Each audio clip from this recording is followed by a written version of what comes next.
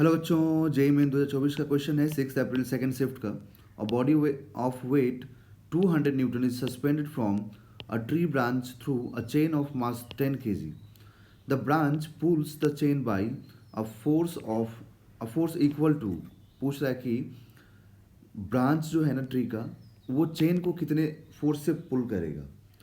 तो न्यूटन्स के third law के अकॉर्डिंग, जैसे देखिए, अब बच्चों ट्री तो बनाने उतना आता नहीं है ना, तो अब जैसे मान लीजिए कि यहाँ पर एक ऐसा हम लोग के पास, ठीक है, ट्री का ब्रांच, यहाँ पर एक ब्रांच है, ठीक है, और इस ब्रांच से एक चेन ऐसा लटका हुआ है, और इस चेन से एक 200 वेट का ब्लॉक लटका हुआ है, हैंग हो रखा है, ठीक है।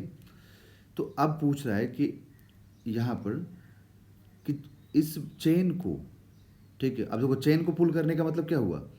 चेन को पुल करने का मतलब हुआ कि इस वेट को भी पुल करना। तो पूछ रहा है कि इस चेन को पुल करने में इस ब्रांच को कितना फोर्स लगाना पड़ेगा।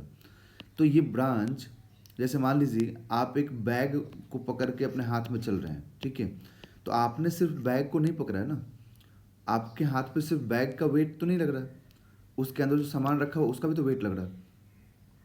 तो वही बात हो गई कि ये ब्रांच जो है ना, अगर इस चेन को मतलब पुल करके रखा, ऊपर की तरफ खींच के रखा है, इसका मतलब इसको भी खींच के रखा है। तो ग्रेविटी के अकॉर्डिंग देखें तो ये 200 न्यूटन तो नीचे की तरफ काम कर ही रहा है, बट साथ में ये जो चेन है, इस चेन का भी तो वेट डाउनवर्ड डायरेक्शन में काम करेगा। तो चेन का कितना है, 10 kg है, तो इंटू जी कर दो। तो जितना फोर्स डाउनवर्ड में लग रहा है उतना ही अपवर्ड में फोर्स लगेगा, उतना ही से पुल करेगा, तभी जाकर के रेस्ट पड़ेगा ना।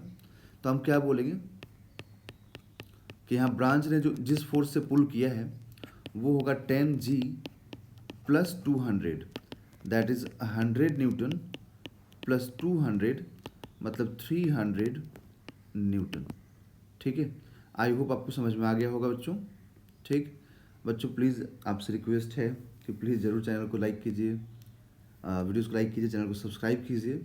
ठीक है, बहुत अच्छा लगता है अगर सब्सक्रिप्शन मिलता है तो प्लीज़ ज़रूर ट्राई करें कि आपको अच्छा लगे तो शेयर भी करें अपने दोस्तों के साथ। Thank you.